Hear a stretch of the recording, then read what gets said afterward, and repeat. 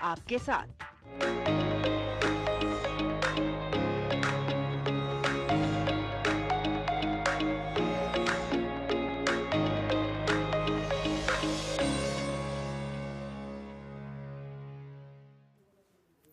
नमस्कार, स्वागत है आप सभी का। नया सवेरा के एक और खास अंक को लेकर हाजिर हूं मैं कृतिका, जहां हम नई उम्मीदें, नए सपने और नई शुरुआत के साथ हर रोज लेकर आते हैं। और आज भी अगले 1 घंटे में हम आप तक तमाम खबरें आज दिन भर की पहुंचाएंगे। और इस दौरान नया सवेरा में मेरा साथ देंगी मेरी सहयोगी संध्या। संध्या, सुप्रभात। सुप्रभात कृतिका, और हमारे सभी नया सवेरा के दर्शकों को भी सुप्रभात। नया सवेरा में आज हम खास तौर पर आपके लिए लेकर आए हैं नए भारत की नई उम्मीदें। प्रेस रिपोर्ट्स के जरिए आपको दिखाएंगे आज के समाचार पत्रों में कौन कौन सी सकारात्मक खबरें प्रकाशित है खास तौर पर आपके लिए। आत्मनिर्भर होते भारत की रफ्तार आपको दिखाएंगे, आर्थिक विकास की झलक भी दिखाएंगे, खेल जगत में आपको लिए चलेंगे और साथ ही साथ आपकी सेहत की बात भी करेंगे। तो बिल्कुल ये तमाम खबरें आप तक पहुंचाएंगे, लेकिन सबसे पहले एक नजर डालेंगे आज की सुबह की अहम खबरों पर, यानी सुर्खियों पर।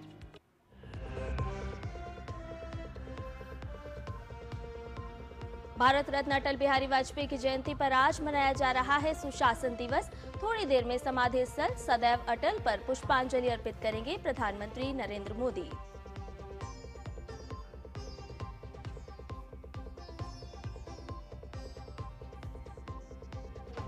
सुशासन दिवस पर आज प्रधानमंत्री नरेंद्र मोदी लखनऊ में राष्ट्र प्रेरणा स्थल का करेंगे उद्घाटन। राष्ट्र नायकों की 65 फीट ऊंची कांस्य प्रतिमाएं देश को करेंगे समर्पित।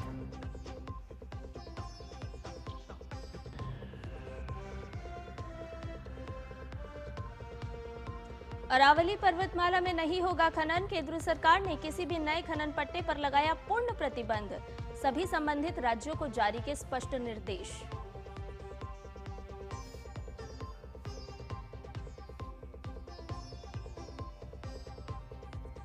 बांग्लादेश में स्थिति भयावह। ढाका में एक फ्लाईओवर से फेंका किया बम, एक युवक की मौत, कई घायल। आज बांग्लादेश पहुंचेंगे खालिदा जिया के बेटे तारिक रहमान।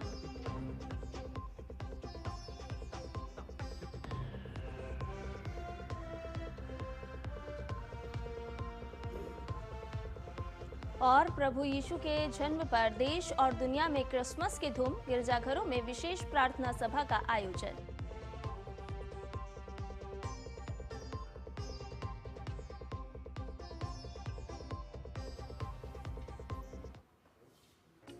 तो ये थी प्रमुख खबरें। अब बात विस्तार से करते हैं, जहां भारत रत्न और पूर्व प्रधानमंत्री अटल बिहारी वाजपेयी की आज जयंती है और इस अवसर पर पूरा देश आज उन्हें नमन कर रहा है। बिल्कुल, और प्रधानमंत्री नरेंद्र मोदी आज दिल्ली स्थित उनके समाधि स्थल सदैव अटल पर पुष्पांजलि भी अर्पित करेंगे। आज के दिन को देश भर में सुशासन दिवस के रूप में मनाया जाता है। आपको बताएं कि 25 दिसंबर साल 1924 को ग्वालियर में जन्मे अटल जी का राजनीतिक सफर कैसा रहा, इस रिपोर्ट के जरिए जानिए।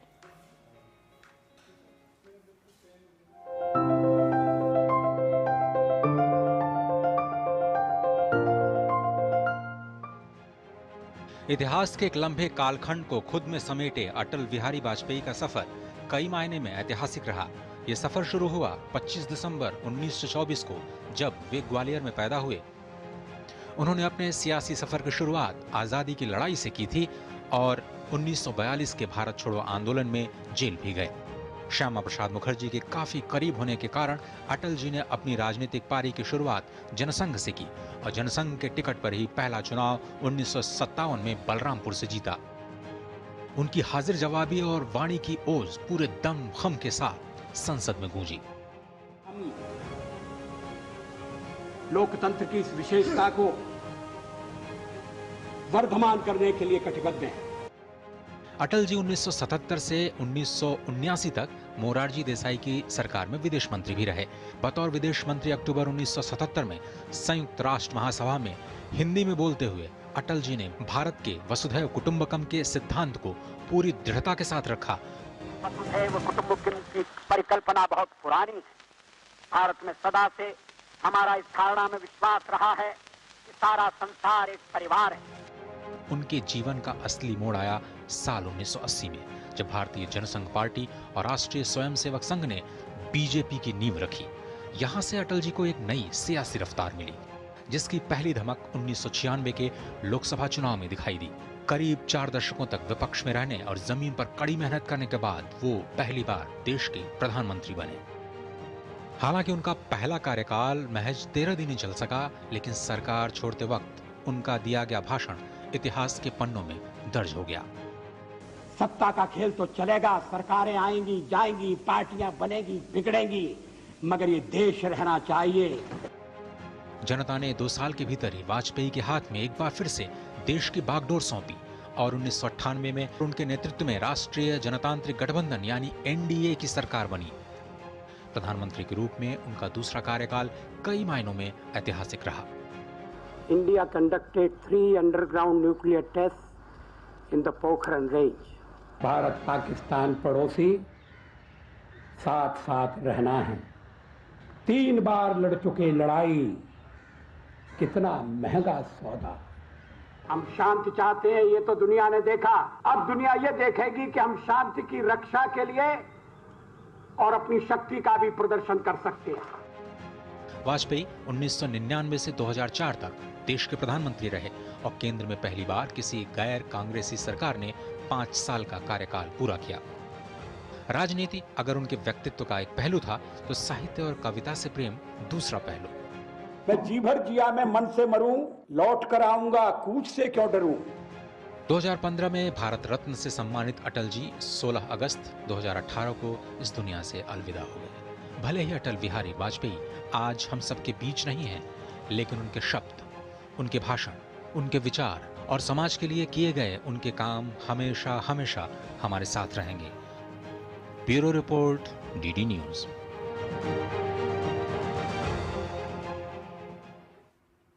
तो बिल्कुल आज सुशासन दिवस पर प्रधानमंत्री नरेंद्र मोदी आज लखनऊ भी जाएंगे, जहां पर वो राष्ट्र प्रेरणा स्थल का उद्घाटन करेंगे, जहां एक साथ एक नहीं बल्कि 3 महान विभूतियों की प्रतिमा स्थापित की गई है, जिसमें अटल बिहारी वाजपेयी, डॉक्टर श्यामा प्रसाद मुखर्जी और पंडित दीनदयाल उपाध्याय जी। बिल्कुल, इन सभी विभूतियों की कांस्य प्रतिमा 65 फीट ऊंची और 42 टन वजनी है। ये प्रेरणा स्थल हरदोई रोड पर गोमती नदी के किनारे बनाई गई है। एक विशेष रिपोर्ट भी आपको दिखाते हैं।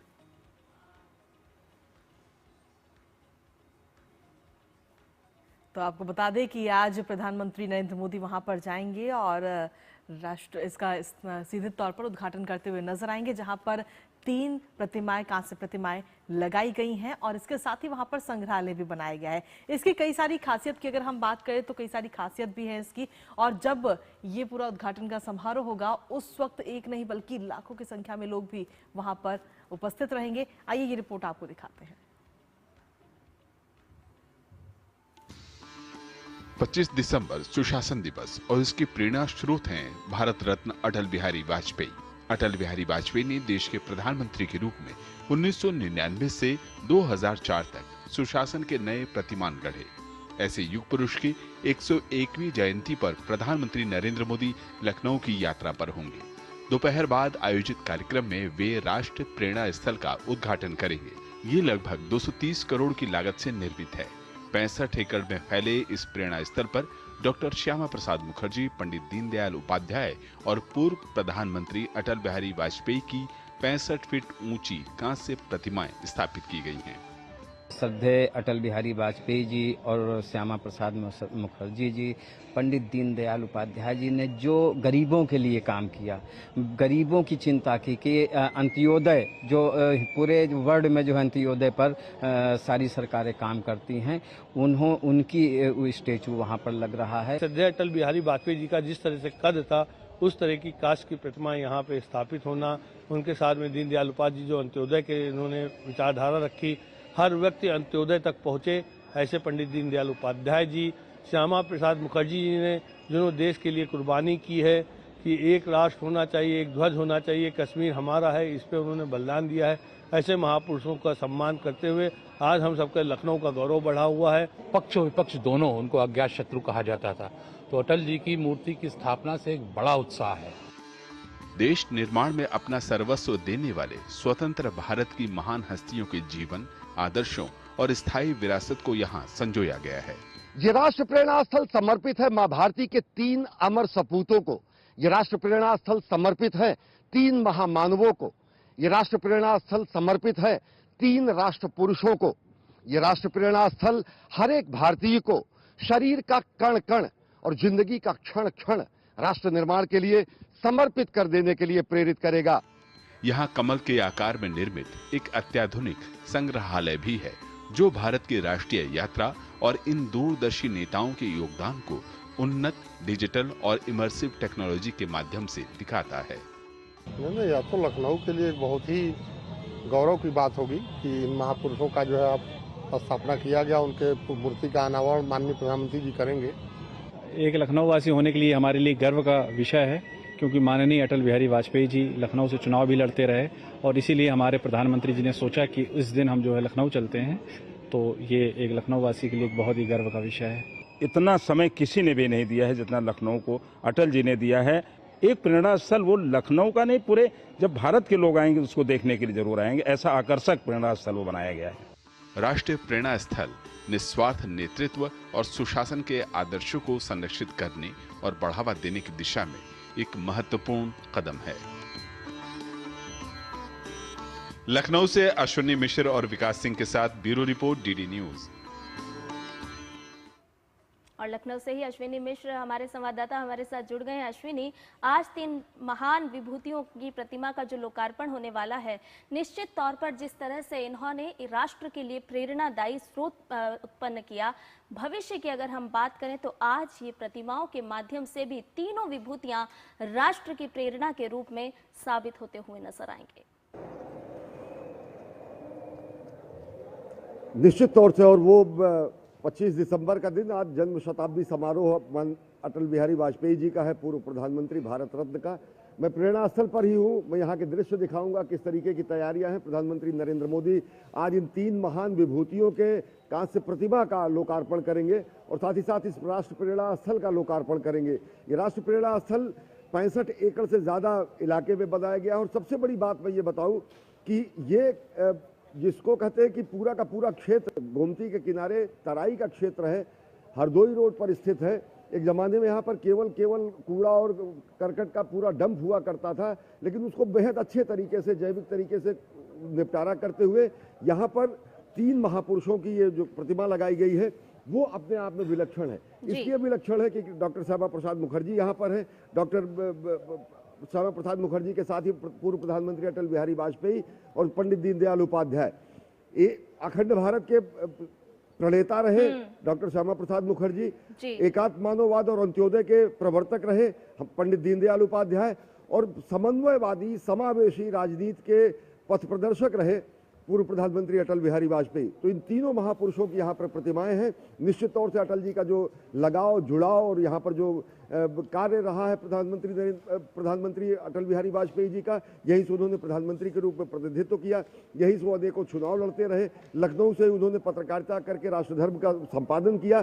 तो निश्चित तौर से ये बड़ा दिन है लखनऊ के लिए, बड़ा दिन है समूचे देश के लिए, जब देश यहाँ पर आकर एक एक व्यक्ति ये देखेगा कि किस तरीके से तीनों महान विभूतियों ने अखंड भारत के निर्माण में, समावेशी समाज के निर्माण में, एकात्म मानववाद के और अंत्योदय के सिद्धांतों को चरितार्थ करने के निर्माण में, और साथ ही साथ एक समावेशी समुन्नत भारत की जो पूर्व पीठिका, जो नींव रखी अटल बिहारी वाजपेयी जी ने, उसका कहीं ना कहीं यहाँ पर प्रेरणा वो व्यक्ति लेकर जाएगा जो यहाँ पर आएगा। और निश्चित तौर से अगर देखें तो ये दिन जन्म शताब्दी समारोह का है। प्रधानमंत्री जी आएंगे और इस पूरे क्षेत्र में एक संग्रहालय बनाया गया है। संग्रहालय जो है वो अटल बिहारी वाजपेयी जी को समर्पित है, डॉक्टर श्यामा प्रसाद मुखर्जी को समर्पित है, पंडित दीनदयाल उपाध्याय को समर्पित है, और भाजपा और जनसंघ की जो पूरी की पूरी राष्ट्र निर्माण की प्रक्रिया रही, जो इतिहास रहा, उसको भी अलग अलग तरीके से, डिजिटल तरीके से, चित्रों के तरीके से, प्रदर्शनी के तरीके से यहाँ पर किया गया है।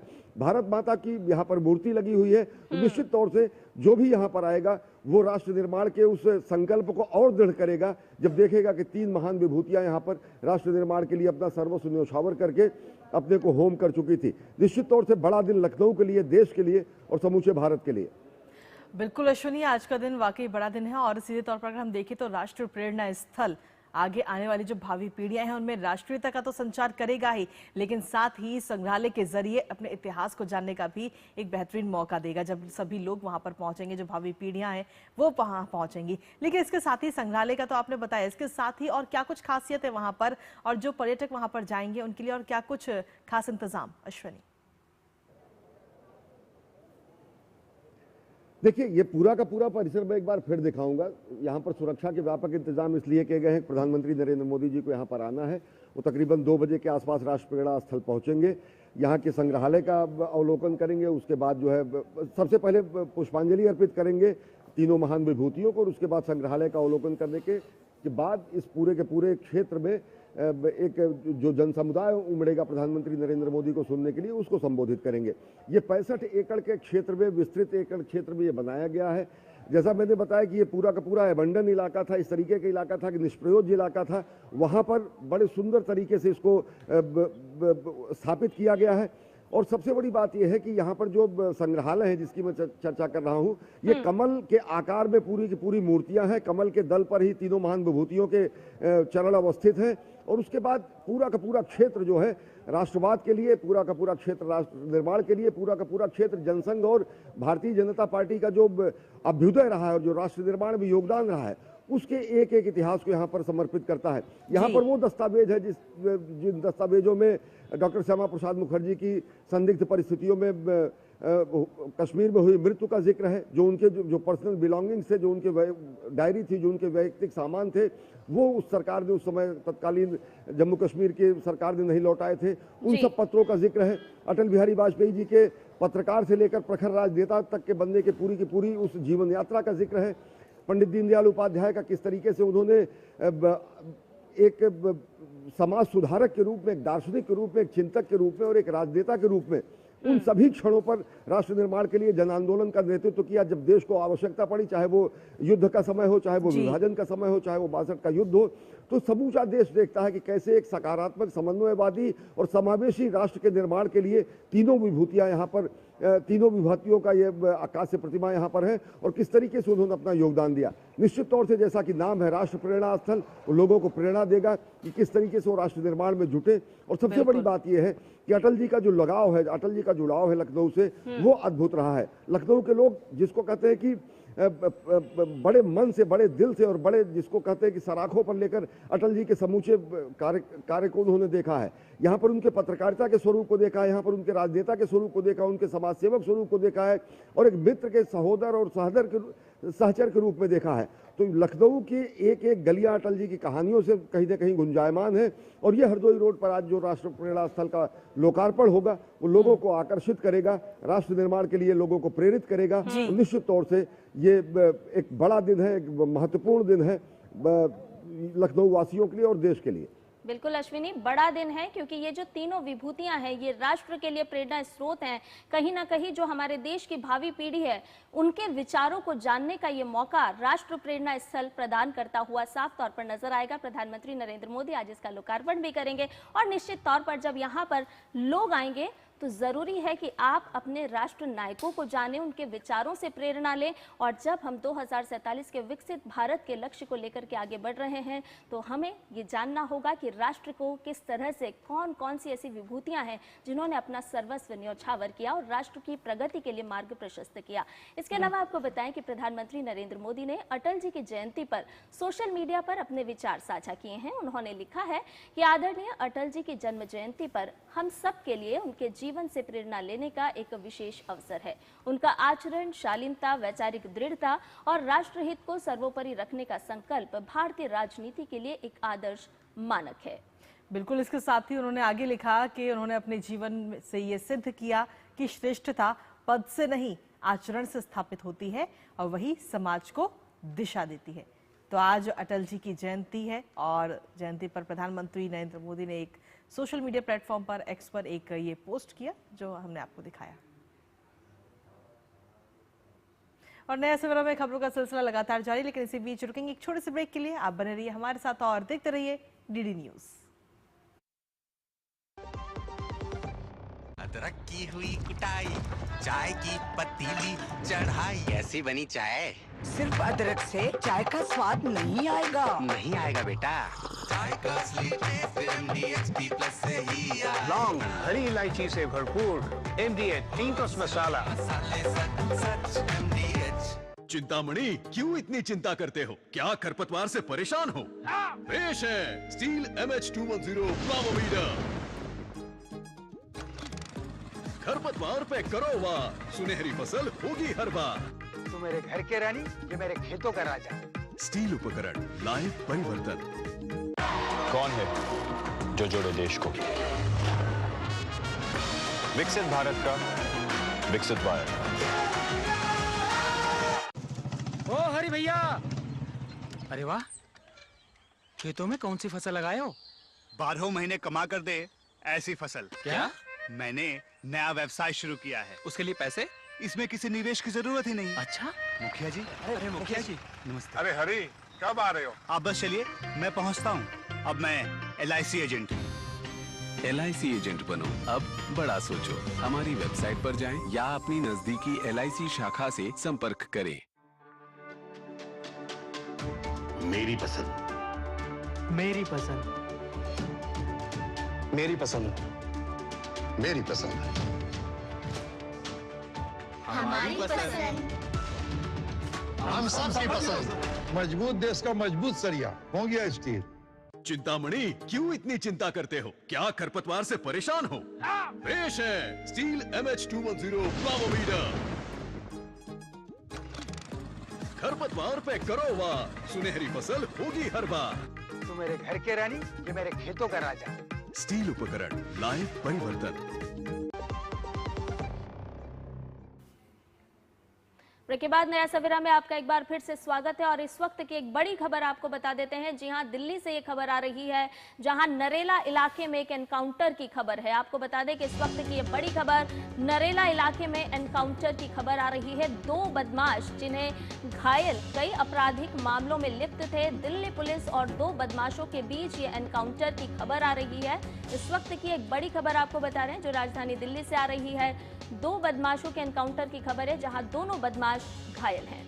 तो बिल्कुल इस वक्त की सबसे बड़ी खबर आप तक पहुंचा रहे हैं। कई आपराधिक मामलों में ये दोनों बदमाश लिप्त थे जिन्हें एनकाउंटर हुआ और दोनों बदमाश फिलहाल अभी घायल हैं। अफजल और चंदन इन बदमाशों के नाम बताए जा रहे हैं। हमारे साथ हमारे सहयोगी दिवांशु इस वक्त जुड़ गए हैं, सीधा उनका रुख करेंगे फोन लाइन से।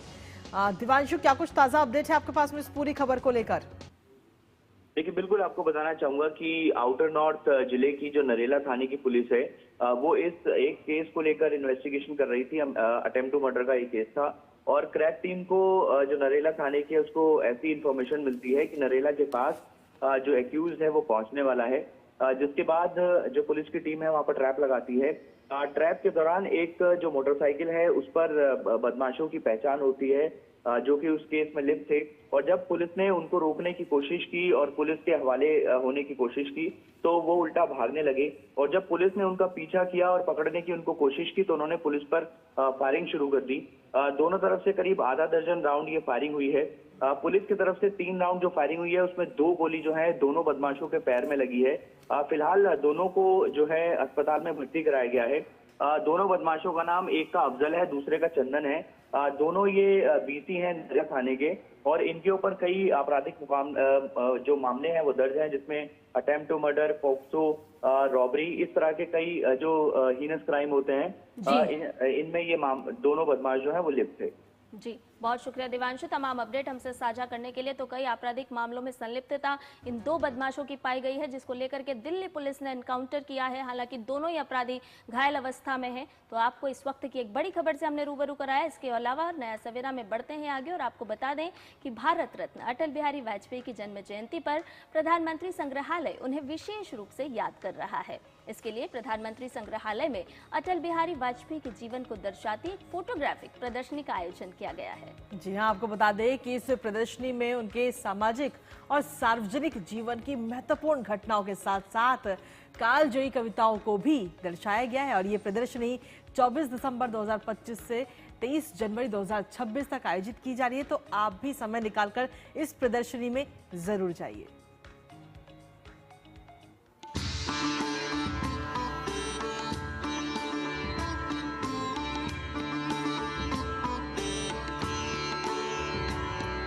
भारत रत्न देश के पूर्व प्रधानमंत्री, महान कवि, ओजस्वी वक्ता, न जाने कितने विशेषण कम हैं एक छवि के आगे, और वह छवि है अटल बिहारी वाजपेयी जी की। उन्हें प्रधानमंत्री संग्रहालय याद कर रहा है एक चित्र प्रदर्शनी के माध्यम से।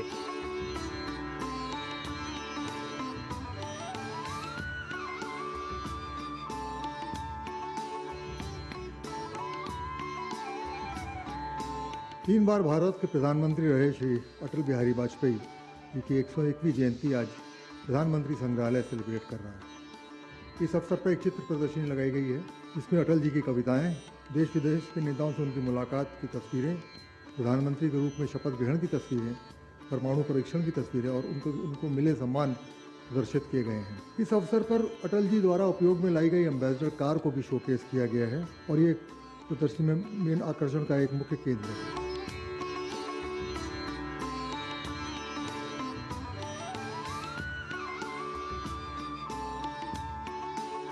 कैमरामैन सुनील के साथ मैं हर्षित चौरसिया, डीडी न्यूज, दिल्ली।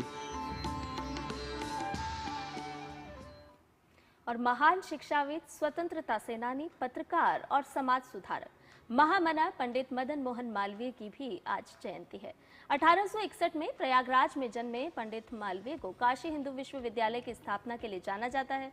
उन्हें मरणोपरांत भारत के सर्वोच्च नागरिक सम्मान भारत रत्न से सम्मानित किया गया।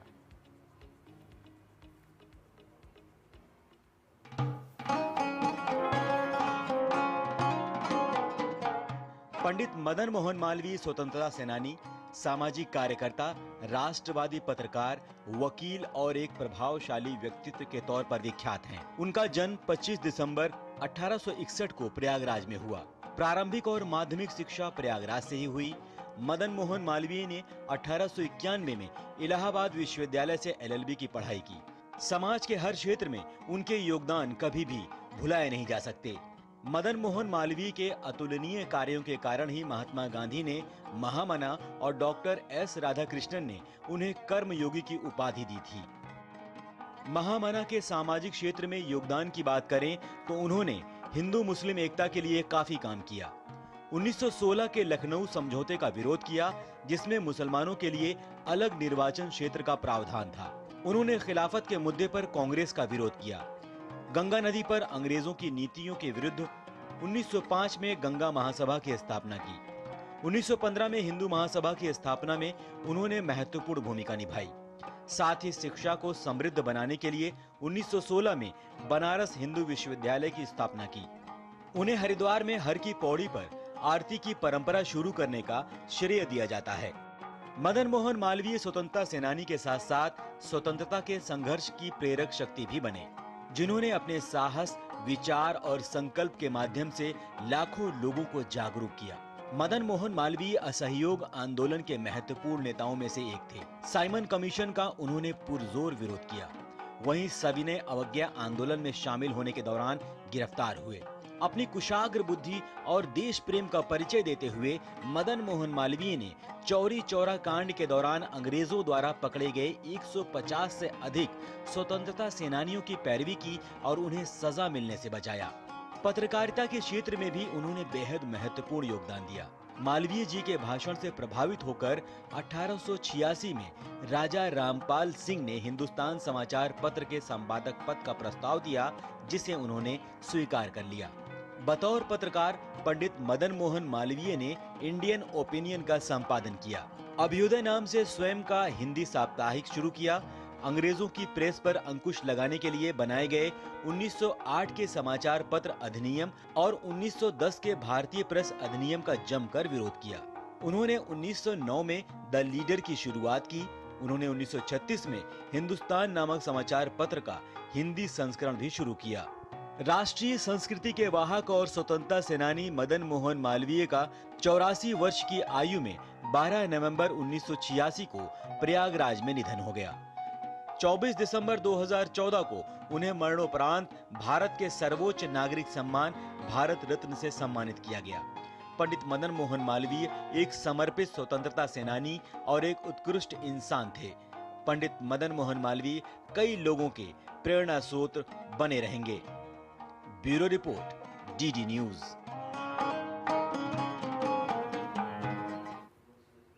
और वहीं राष्ट्रपति द्रौपदी मुर्मू आज संथाली भाषा में भारत के संविधान के प्रति जारी करेंगी। संविधान की ये प्रति ओल चिकी लिपि में लिखी गई है। इस लिपि का इस्तेमाल संथाली भाषा को लिखने के लिए किया जाता है। ये कार्यक्रम आज सुबह 11 बजे दिल्ली स्थित राष्ट्रपति भवन में आयोजित किया जाएगा। तो संथाली भाषा में संविधान की प्रति आज राष्ट्रपति द्रौपदी मुर्मू जारी करती हुई नजर आएंगी।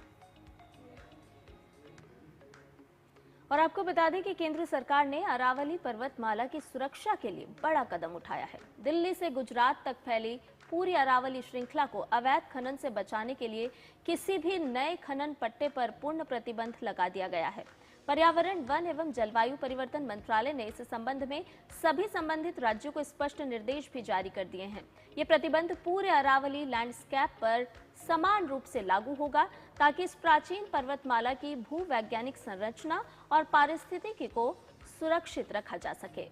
बिल्कुल, इसके लिए सरकार का उद्देश्य अरावली को गुजरात से राष्ट्रीय राजधानी क्षेत्र तक एक निरंतर भूवैज्ञानिक रिज के रूप में संरक्षित करना और अनियंत्रित खनन गतिविधियों पर पूरी तरह रोक लगाना है। इसके साथ ही मंत्रालय ने भारतीय वन अनुसंधान एवं शिक्षा परिषद को निर्देश दिया कि वो अरावली क्षेत्र में ऐसे अतिरिक्त क्षेत्रों की पहचान करे जहां पारिस्थितिक, भूवैज्ञानिक और लैंडस्केप स्तर के आधार पर खनन पूरी तरह प्रतिबंधित किया जाना चाहिए, जो पहले से प्रतिबंधित क्षेत्रों से अतिरिक्त होंगी। और इसके अलावा आपको बता दें कि एसआईआर का विरोध करते हुए पश्चिम बंगाल की मुख्यमंत्री ममता बनर्जी ने माइक्रो ऑब्जर्वर को बाहरी कहकर अब हमला बोला है। वहीं प्रशिक्षण में शामिल होने आए माइक्रो ऑब्जर्वर ने मुख्यमंत्री के दावों को पूरी तरह खारिज कर दिया है। डीडी न्यूज की टीम ने माइक्रो ऑब्जर्वर से खास बातचीत की है और इस दौरान उन्होंने क्या कुछ कहा है आपको सुनवाते हैं। कहाँ के रहने वाले हैं? ये हुगली से। हुगली के रहने वाले हैं। क्या नाम है दादा आपका? मेरा नाम सोंतू दास है। हाँ? सोंतू दास है। सोंतू दास है। आप बंगाली हैं? हाँ। यहीं पे जन्म हुआ है? हाँ। अरे सीएम तो कह रहे हैं आप लोग सब बाहर के स्टेट से हैं, कोई यहाँ पे रहने वाला नहीं है, सब बीजेपी के लोग हैं। ऐसा कोई हो सकता है क्या? हाँ? ऐसा कोई हो सकता है? दादा बंगाली हैं? अरे बाबा बंगाली यार। तो सीएम तो कह रहे हैं कि आप लोग सब स्टेट के नहीं। हाँ? सीएम क्या कह रहे हैं पता नहीं है। कहाँ से हैं? कोन्नगर। कोन्नगर कौन सी डिपार्टमेंट से हैं दादा? हम ऑर्डिनेंस से हैं। क्या नाम है दादा आपका? अजय मिश्रा। अजय मिश्रा। कितने दिन से यहाँ पे पोस्टिंग पे हैं? 15 साल से ज्यादा हो गया। 15। दादा का नाम? वो ये ऑर्डिनेंस विद्युत दास गुप्ता। बंगाली? बंगाली। कहाँ पे आपका जन्म हुआ है? यहाँ इधर ही कलकत्ता में। सब यहीं के हैं? हाँ एकदम। तो दीदी तो कह रहे हैं आप लोग सब बाहर के हैं। बोल सकता है, कैसे रोकेगा? बाहर का मतलब कौन नेत्री? गुजरात से आ रहे हैं, राजस्थान से आ रहे हैं, सब बीजेपी के लोग भर भर के ले आ रहे हैं, ऐसा ही तो कहा है दीदी ने। बोल रहा है नेता लोग, बोलने दीजिए, हम लोग का क्या है इसमें? आदमी लोग तो ऐसे ही कर रहा है। वोट देने का है, देता है, जीतता है कोई है। आदमी लोग तो ये सब वोट का चक्कर है। हाँ तो वोट बैंक का चक्कर है। हाँ सब।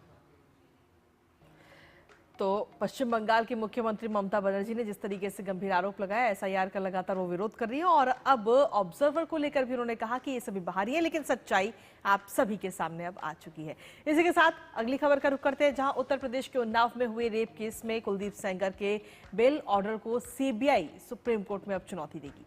दरअसल दोषी ठहराए गए पूर्व बीजेपी विधायक कुलदीप सिंह सेंगर को दिल्ली हाईकोर्ट से जमानत मिलने के फैसले को लेकर सीबीआई ने ये बड़ा कदम उठाने का फैसला किया है और सीबीआई ने साफ कर दिया है कि वो जल्द ही सुप्रीम कोर्ट में विशेष अनुमति याचिका दाखिल करेगी। दरअसल दिल्ली हाईकोर्ट की एक डिवीजन बेंच ने कुलदीप सिंह सेंगर की सजा को निलंबित करते हुए उन्हें जमानत दे दी थी। सीबीआई के साथ साथ पीड़िता का परिवार भी शुरू से ही सेंगर को जमानत। बिल्कुल, आपको बता दें कि सेंगर को जमानत दिए जाने के खिलाफ ये परिवार भी रहा और परिवार का कहना है कि सेंगर के बाहर आने से उनकी सुरक्षा को गंभीर खतरा भी हो सकता है। आपको ये भी बता दें कि 2017 में एक नाबालिग लड़की के साथ हुए दुष्कर्म से जुड़े इस पूरे मामले में लंबी कानूनी लड़ाई के बाद साल 2019 में कुलदीप सिंह सेंगर को दोषी ठहराया गया और उसे उम्र कैद की सजा सुनाई गई थी। लेकिन सीबीआई का कहना यह भी है कि वो इस मामले में न्याय से कोई समझौता नहीं होने देगी।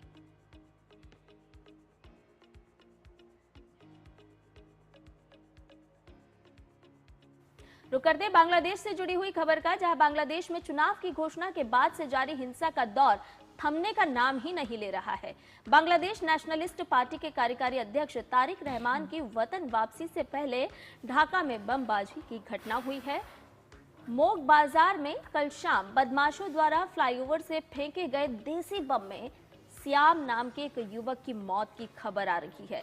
ये घटना बांग्लादेश मुक्ति योद्धा संसद सेंट्रल कमांड के सामने वायरलेस गेट इलाके के पास हुई।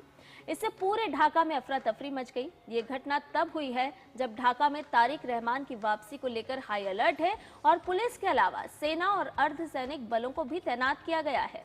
इस वारदात में शामिल लोगों की पहचान के लिए सीसीटीवी फुटेज की अब जांच की जा रही है। और चलिए नए सवेरा में अब आगे बढ़ते हैं और बात करते हैं आज के त्योहार की, यानी क्रिसमस की। जी हाँ, वेटिकन सिटी में क्रिसमस का त्योहार धूमधाम से मनाया जा रहा है, जहां भारी बारिश के बावजूद लोग छाते लेकर के सेंट पीटर्स स्क्वायर में पहुंचे। लोग क्रिसमस ट्री और नेटिविटी सीन के पास फोटो लेते हुए भी नजर आए हैं। दरअसल आपको बता दें कि वेटिकन सिटी में क्रिसमस मनाने के लिए कई देशों के लोग पहुंचे। पोप लियो ने श्रद्धालुओं का स्वागत करते हुए कहा कि यीशु मसीह शांति और ईश्वर का प्रेम लेकर आए हैं और सभी परिवारों पर ईश्वर की कृपा बनी रहे। और देश के विभिन्न हिस्सों में क्रिसमस का त्योहार बड़े ही धूमधाम से मनाया जा रहा है। कई शहरों में लोग उत्साह और हर्षोल्लास के साथ प्रभु ईसा मसीह के जन्मदिन मनाते नजर आ रहे हैं। विशेष प्रार्थनाओं के साथ ईसाई समुदाय के लोगों ने प्रभु यीशु के आगमन के गीत भी गाए। तस्वीरों में आपको दिखा रहे हैं दिल्ली, नोएडा, कोलकाता, चेन्नई, रांची और पुडुचेरी में किस तरह का माहौल है। प्रभु यीशु को याद किया जा रहा है, प्रार्थनाएं की जा रही है और हर्षोल्लास के साथ क्रिसमस मनाया जा रहा है। तो बिल्कुल ये 6 तस्वीरें इस वक्त हम आपको दिखा रहे हैं। चर्च में विशेष प्रार्थना आज की जा रही है और सभी लोग भी चर्च पहुंच रहे हैं और वहां पर फोटोज लेते हुए भी कई सारे लोग नजर आ रहे हैं। तो इस वक्त आज प्रभु यीशु के जन्म की खुशियां आज पूरे देश भर में नजर आ रही है, देश दुनिया से। और ये विदेशों की ये तस्वीरें इस वक्त हम आपको दिखा रहे हैं। पहली तस्वीर आपको दिखा रहे हैं हम पेरिस, फ्रांस की। दूसरी तस्वीर आप देख रहे हैं इराक की। तीसरी तस्वीर अमेरिका की फ्लोरिडा से, जहां आपको दिखा रहे हैं। चौथी तस्वीर वेस्ट बैंक से, 5वीं यूक्रेन और साथ ही छठी तस्वीर आपको दिखा रहे हैं हम मैक्सिको से। तो सिर्फ देश ही नहीं बल्कि पूरी दुनिया से अलग अलग खास तस्वीरें आज क्रिसमस की धूम की सामने आ रही हैं। तो कोई सांता बना हुआ नजर आ रहा है। तो वहीं बच्चों की अगर बात करें तो बच्चों को खास तौर पर क्रिसमस का इंतजार रहता है। तो तस्वीरों के माध्यम से भी हमने आपको बताया कि किस तरह से क्रिसमस को लेकर के तैयारियां हैं और किस तरह से धूमधाम से ये पूरा त्योहार आज के दिन सुबह से ही मनाया जा रहा है। तो बिल्कुल इसी पर ताजा अपडेट ले लेते हैं। इस वक्त हमारे साथ में हमारे सहयोगी मोहित शुक्ला जुड़ गए हैं दिल्ली से। मोहित, किस तरीके की आज तस्वीरें नजर आ रही हैं क्रिसमस को लेकर, कैसी सजावट है और कितना उत्साह? देखिए, आप सभी को भी और पूरे देश के तमाम लोग जो इस समय दूरदर्शन देख रहे हैं, हमारे तमाम ऐसे हजारों हजार दर्शकों को क्रिसमस की बहुत बहुत बहुत सारी शुभकामनाएं। और आप देखिए पूरे देश में आज क्रिसमस मनाया जा रहा है और आप समझिए कि भारत ही नहीं, आप हमने अलग अलग देशों की तस्वीर देख रहे हैं। आप यूरोपियन कंट्रीज में देखिए या आप किसी भी हिस्से में आप जाएंगे, आपको इसी तरीके की मनमोहक तस्वीरें देखने के लिए मिल रही हैं। आप समझिए कि जो आज से कई 100 साल पहले माता मरियम और उनके हस्बैंड यानी कि जोसेफ के सपने में खुद एक स्वर्ग से देवदूत आते हैं गैब्रियल, और वो उस समय माता जोसेफ को सपना देते हैं और कहते हैं कि आपकी कोख से एक पुत्र का जन्म होगा जो इस सृष्टि का पालनहार होगा, जो कहीं ना कहीं इस सृष्टि के लोगों के दुख को कम करने वाला होगा। ऐसे दुख हरता और सुख करता भगवान यीशु का जब जन्म होता है तो आप समझिए कि जॉन रिथ एक जो जगह है वहां पर उनको सबसे पहले जो गांव है वहां से इस कहानी की शुरुआत होती है। और तब आप समझिए कि भगवान यीशु का जन्म होता है और उस समय माता जोसेफ, जो माता मैरी है, उनको एक चरनी में जन्म देती है। उसी चरनी की यहाँ पर एक तस्वीर पेश की जा रही है। मेरी मौजूदगी इस समय सेक्रेड हार्ट जो चर्च है, गोल मार्केट का ये चर्च है, यहाँ पर है। आप इसमें देखिए, आप माता मैरी को देख सकते हैं, उनके साथ ही उनके जो हस्बैंड है यानी कि प्रभु जोसेफ को भी आप देख सकते हैं, और साथ ही आप प्रभु यीशु को भी देख सकते हैं कि चरनी में लेटे हुए हैं। और एक मनमोहक तस्वीर उनके जन्म की आप यहाँ पर देख सकते हैं। इसको भव्य तरीके से इसको सजाया गया है। और दूसरी तरफ मैं अपने कैमरा सहयोगी विश्व बंधु से कहूंगा कि एक बार आपको वो दिखाएं। आप देखिए छोटे छोटे बच्चे यहाँ पर सेंटा बनकर आए हुए हैं। हर किसी की कई सारी विश होती है, अपनी अपनी विश के साथ यहाँ पर आए हुए। और इसी के साथ मैं आपको एक तस्वीर और दिखाता हूँ। ये तस्वीर इतनी भव्य है, इतनी दिव्य है, इतनी नव्य है कि हर बार आपको ये मनमोहक तस्वीरें अपनी ओर खींच लेती हैं। और मैं कहूंगा कि आपको वो छोटे छोटे बच्चों की भी तस्वीरें दिखाएं जो यहाँ पर सुबह से कैंडल के माध्यम से प्रार्थना कर रहे हैं और कैंडल जलाकर वो प्रभु ईसा मसीह के चरणों में ये कह रहे हैं कि हे ईश्वर, हे जीसस, आप जितना भी आप हमें आशीर्वाद दे सकते हैं, आप हमें हमेशा आपकी महिमा अपरंपार है, आप सर्वोच्च में ईश्वर की महिमा हो, आप पृथ्वी पर उन मनुष्यों को शांति देते हो जो उसकी प्रसन्नता के प्राप्त पात्र हैं। ये तमाम चीजें, ये तमाम प्रार्थनाओं के साथ प्रभु यीशु को सब अपने अपने माध्यम से, अपने अपने तौर तरीकों से मना रहे हैं। मोहित, सभी अपने अपने तरीकों से याद कर रहे हैं। गिरजाघरों की अगर हम बात करें तो एक अनोखी यहाँ पर झलक देखने को मिल रही है, सजावट की गई है, सभी लोग वहां पर पहुंच रहे हैं। लेकिन ऐसे में आज का दिन प्रभु यीशु की सीख को अपने जीवन में आत्मसात करने का भी है, उनसे बहुत कुछ सीखने के लिए भी है। समाज में हम अपना व्यक्तित्व किस तरह से पेश कर सकते हैं, ये सीख भी आज प्रभु यीशु से लेने के लिए आज का दिन है। बिल्कुल, प्रभु यीशु हमें ये सिखाते हैं कि कैसे हमें अच्छाई का साथ देना है, कैसे हमें दीनहीन नेतृत्वहीन लोगों का साथ देना है, कैसे हमें इस धरती के अंतिम छोर पर बैठे हुए व्यक्ति का सहारा बनना है। और आप समझिए, यही कहीं ना कहीं इसी दिशा में हम लगातार बढ़ भी रहे हैं। और भारत तो वैसे ही विश्व बंधुत्व की बात करता है, विश्व एकता की बात करता है, एकात्म मानववाद की हम बात करते हैं। और आप समझिए, ये मैं आपको दिन की तस्वीरें इस वक्त दिखा रहा हूँ, लेकिन जैसे ही संध्या काल होगा, संध्या का वक्त होगा, उस वक्त आप इस गिरजाघर की तस्वीर देखेंगे, वो नजर, वो नजारे, वो आंखों को सुकून देने बिल्कुल वाकई मोहित, क्योंकि शाम के वक्त में लाइटें भी जलती हुई नजर आएंगी और सजावट एक अलग ही रूप में नजर आएगी। फिलहाल बहुत बहुत शुक्रिया मोहित, तमाम जानकारी और अपडेट्स हमारे साथ साझा करने के लिए, साथ ही वहां की तस्वीरें हमारे दर्शकों को दिखाने के लिए। और वहीं आपको बता दें कि देश विदेशों में क्रिसमस का त्योहार धूमधाम से मनाया जा रहा है। तो मेघालय के लेटुम खराह में Mary help of Christians cathedral में बड़ी संख्या में लोग इकट्ठा हुए और उन्होंने प्रार्थनाएं भी की। बिल्कुल, वहां की तस्वीरें आपको दिखाएंगे, लेकिन उससे पहले नया सवेरा में वक्त एक छोटे से ब्रेक का है। आप बने रहिए हमारे साथ। चिंतामणि, क्यों खरपतवार से परेशान हो? पेश है स्टील MH210 प्लामोमीटर। खरपतवार पे करो वाह, सुनहरी फसल होगी हर बार। तू मेरे घर के रानी, ये मेरे खेतों का राजा। स्टील उपकरण लाए परिवर्तन। बेमिसाल MDH कश्मीरी, लाल रंग इसका अपार, तीखा कम है फिर भी स्वाद। बेमिसाल MDH कश्मीरी, और कम डाल पर असली डाल। MDH कश्मीरी लाल मिर्च पाउडर।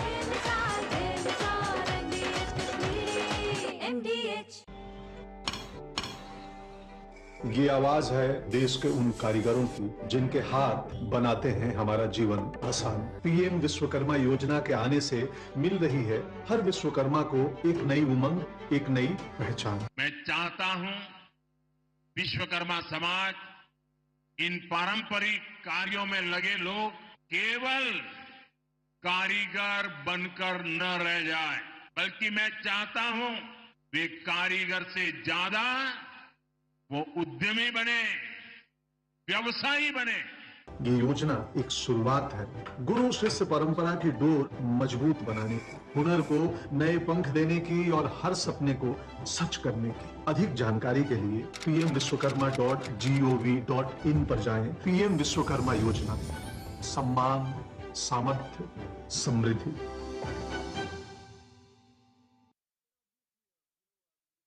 जब धरती चीर कर निकलता है लोहे का पत्थर और मिलता है मोंगिया के जोश से, फिर तपता है, पिघलता है और बनता है फौलाद। अब होता है सरिया सारी खूबियों के साथ। मोंगिया स्टील, मजबूत देश का मजबूत सरिया। चिंतामणि, क्यों इतनी चिंता करते हो? क्या खरपतवार से परेशान हो? पेश है स्टील MH210 प्लामोमीटर। खरपतवार पे करो वाह, सुनहरी फसल होगी हर बार। तू मेरे घर के रानी, ये मेरे खेतों का राजा। स्टील उपकरण लाए परिवर्तन।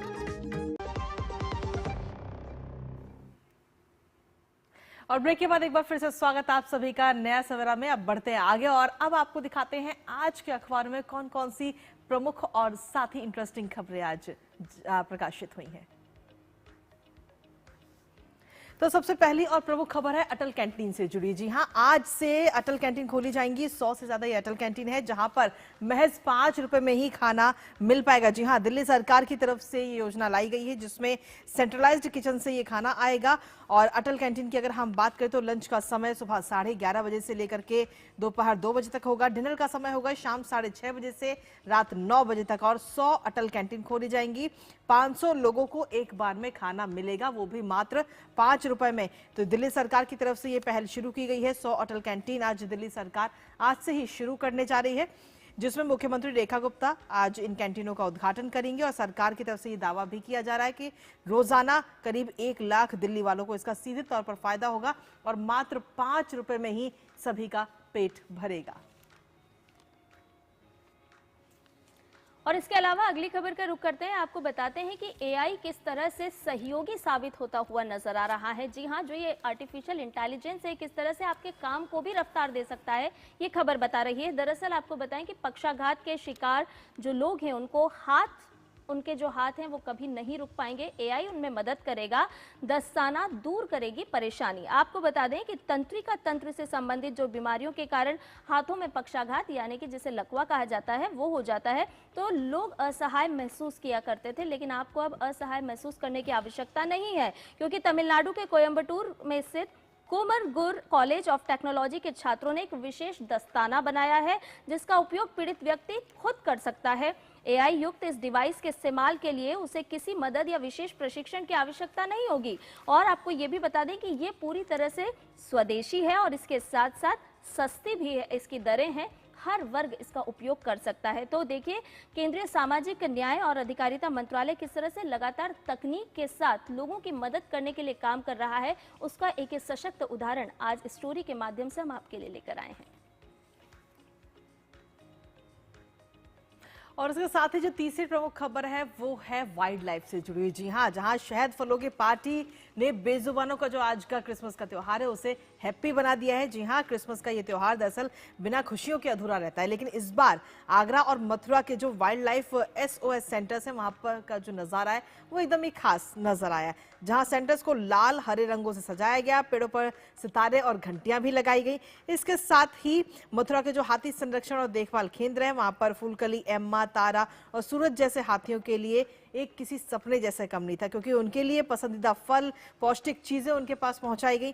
और साथ ही अस्पताल में रहने वाली हथिनी बानी के लिए भी ये दिन बेहद ही खास था, क्योंकि बानी को सजाई हुई फलों की थाली और गिफ्ट्स दिए गए जो उनके जख्मों का मरहम बने। तो ये तो बात रही वहां की और इसकी मथुरा की, लेकिन इसके साथ ही आगरा की अगर हम बात करें तो आगरा में भालू संरक्षण केंद्र में स्लॉथ भालू, मोगली, रॉन, मोली, डिजिट और इन तमाम का खुशी का ठिकाना नहीं रहा, क्योंकि जैसे ही उन्हें शहद, खजूर और पॉपकॉर्न की खुशबू आई वो अपने सरप्राइज बक्सों पर टूट पड़े। और खेल खेल में भोजन खोजने की गतिविधि उनके मानसिक स्वास्थ्य के लिए भी बेहद जरूरी है, जिसे एनरिचमेंट कहा जाता है। तो स्पेशल सेंटा ने रेस्क्यू किए गए हाथी और भालू का क्रिसमस को यादगार बनाया है और ये बेहद ही खास खबर आज नजर आई है। तो ये थी आज की प्रमुख खबरें जिन्हें आज अखबारों में प्रकाशित किया गया है। इसके साथ ही अब नया सवेरा में आगे बढ़ते हैं और रुक करते हैं अब अन्य तमाम खबरों का, जहां प्रधानमंत्री नरेंद्र मोदी ने भारत रत्न अटल बिहारी वाजपेयी को उनकी जयंती पर आज नमन किया है। प्रधानमंत्री नरेंद्र मोदी ने सोशल मीडिया प्लेटफॉर्म एक्स पर एक पोस्ट किया जिसमें उन्होंने लिखा कि देशवासियों के हृदय में बसे पूर्व प्रधानमंत्री भारत रत्न अटल बिहारी वाजपेयी जी को उनकी जयंती पर सादर नमन। उन्होंने अपना संपूर्ण जीवन सुशासन और राष्ट्र निर्माण को समर्पित कर दिया। वो एक प्रखर वक्ता के साथ साथ ओजस्वी कवि के रूप में भी सदैव स्मरणीय रहेंगे। उनका व्यक्तित्व, कृतित्व और नेतृत्व देश के चहुमुखी विकास के लिए पथ प्रदर्शक बना रहेगा। प्रधानमंत्री नरेंद्र मोदी ने अटल बिहारी वाजपेयी के जीवन पर आधारित एक वीडियो को भी साझा आज किया है।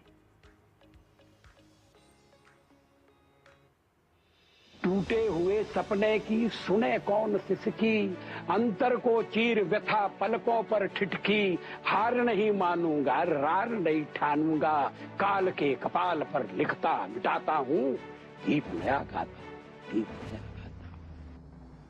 अटल जी की वाणी वो सिर्फ भारतीय जनता पार्टियों की आवाज नहीं बनी थी। इस देश का एक 3-4 दशक का समय ऐसा हुआ कि अटल जी की वाणी भारत के सामान्य मानवी की आशा आकांक्षाओं की वाणी बन चुकी थी। अटल जी बोल रहे हैं मतलब देश बोल रहा है, अटल जी बोल रहे हैं मतलब देश सुन रहा है, अटल जी बोल रहे हैं मतलब अपनी भावनाओं को नहीं, देश के जन जन की भावनाओं को समेट कर उसको अभिव्यक्ति दे रहे हैं। ये देश अटल जी के योगदान को कभी नहीं भुला सकता। उनके नेतृत्व में हमने परमाणु शक्ति में भी देश का सर ऊपर किया। पार्टी नेता हो, संसद सदस्य हो, मंत्री हो या प्रधानमंत्री, अटल जी ने प्रत्येक भूमिका में एक आदर्श को प्रतिष्ठित किया। अटल जी के जन्मदिन पर मैं उनको प्रणाम करता हूं। और आइए अब खबरें देख लेते हैं खेल जगत की हमारे खास सेगमेंट स्पोर्ट्स ट्रैक में। भारत और श्रीलंका की महिला क्रिकेट टीमों के बीच 5 मैच की T20 सीरीज का तीसरा मुकाबला शुक्रवार को सीरीज में 2-0 से आगे है भारतीय टीम। सीरीज के अंतिम दोनों मुकाबले विशाखापत्तनम में खेले जाएंगे। एशेज सीरीज का चौथा टेस्ट शुक्रवार से मेलबर्न में होगा शुरू। सीरीज में ऑस्ट्रेलिया को हासिल है 3-0 की अजय बढ़त। इंग्लैंड के तेज गेंदबाज जोफ्रा आर्चर बाकी बचे 2 टेस्ट से हुए बाहर। लेफ्ट साइड स्ट्रेन के चलते नहीं खेलेंगे बाकी बचे 2 टेस्ट। तीसरे टेस्ट में किया था शानदार प्रदर्शन। विजय हजारे ट्रॉफी में चमके सितारे। विराट कोहली के 131 रन की पारी के बल पर दिल्ली ने आंध्र प्रदेश को 4 विकेट से हराया, तो वहीं मुंबई ने भी जीत के साथ की शुरुआत। रोहित शर्मा के 155 रन की बदौलत सिक्किम को 8 विकेट से हराया। अफ्रीका कप ऑफ नेशंस के मौजूदा चैंपियन आइवरी कोस्ट ने दी खुद को जीत के साथ शुरुआत। मोजाम्बिक की टीम को 1-0 से दी मात। और चलिए नए सवेरा में अब आगे बढ़ते हैं और खेती किसानी से जुड़ी खबरों के लिए आपको लिए चलते हैं कृषि जगत में।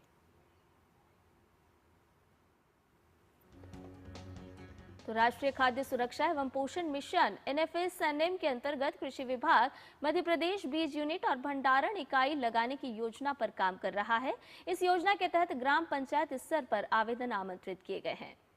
बिल्कुल, आपको बता दें कि इस योजना का उद्देश्य किसानों को गुणवत्तापूर्ण बीज उपलब्ध कराना, बीज उत्पादन कार्यक्रमों को सुदृढ़ करना तथा स्थानीय स्तर पर बीज प्रसंस्करण, सफाई, ग्रेडिंग, पैकेजिंग और भंडारण जैसी अनिवार्य सुविधाएं विकसित करना है। और इससे न केवल बीज की गुणवत्ता में सुधार होगा बल्कि किसानों की आय बढ़ाने में भी मदद मिलेगी। और इस योजना के तहत बीज उत्पादन से जुड़े किसान, उत्पादक संगठन एवं बहुराज्य सहकारी समितियां आवेदन कर सकती हैं।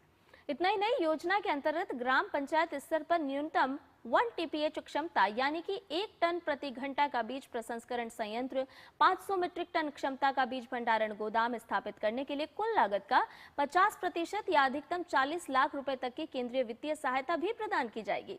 29 दिसंबर तक आवेदन जमा किए जा सकते हैं, तो खास तौर पर ख्याल रखिए।